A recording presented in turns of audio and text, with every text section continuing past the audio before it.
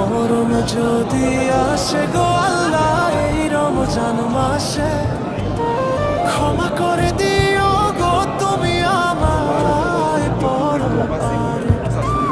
মরণ যদি আসে গো আল্লাহ এই রমজান মাসে,